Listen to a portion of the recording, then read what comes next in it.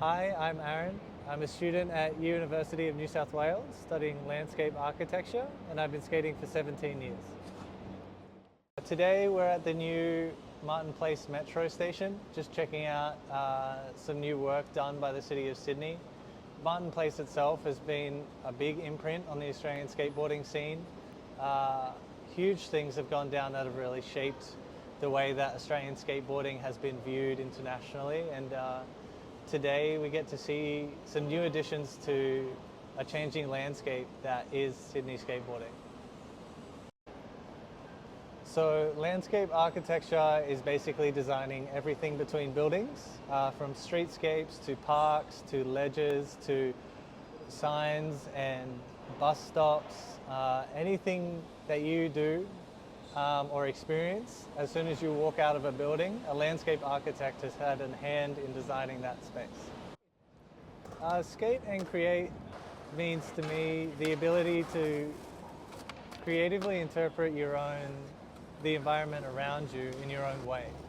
I feel like if you can create a narrative of self-expression within a space, then I think it's a very beautiful thing, and it's an important skill that skateboarding teaches you.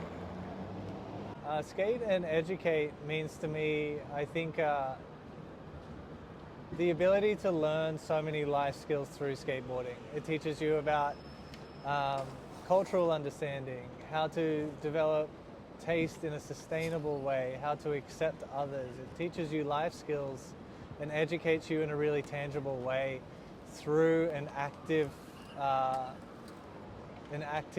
basically. Yeah.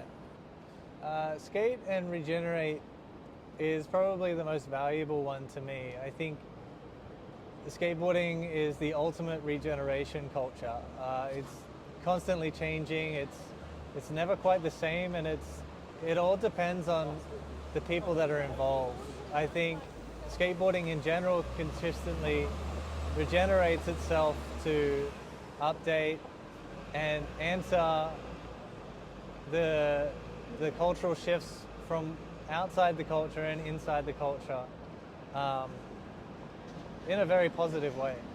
I think skateboarding and the city have probably the most defining relationship within the culture. Skateboarding itself, once you fully become part of it, the desire to develop your skill and your self-expression through the activity is so important and kind of sustains the reason why you keep skating. And I think the city presents itself as the environment that challenges that the most. So in essence, over time, the city presents itself as a place of limitless possibilities for skateboarders. In sort of an act of butting against the grain, the old punk attitude of doing what you're not supposed to and reinterpreting something for yourself is really presented in the space of a city in conversation with skateboarding. And I think that's such a beautiful thing, that as skateboarding continues to change and reinvent itself, so is a city, and so it's this sustainable conversation that can continue and continually change and update and kind of speak to each other over time and really create a narrative that starts small and can be viewed and experienced small and on a personal level, but then spans generations and builds culture over time. I think it's a really, really great balance.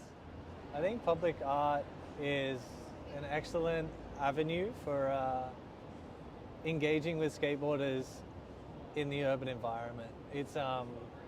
I think it's a great way to tackle some of the problems with wanting to create spaces for skateboarders in a sustainable way in dense urban spaces. I think the installation of public art, even if it's temporary, is a good thing and a good way to invite skaters in without damaging public property, private property. You can put a piece of art in, say it's a concrete slab, and skaters will skate it, and the natural order of things within skateboarding is that skaters will get bored of it and then you can change it.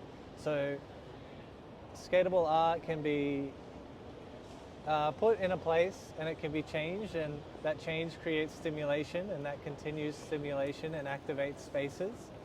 And I think it's a great way to experiment with helping skateboarders or helping integrate places for skateboarders in urban spaces.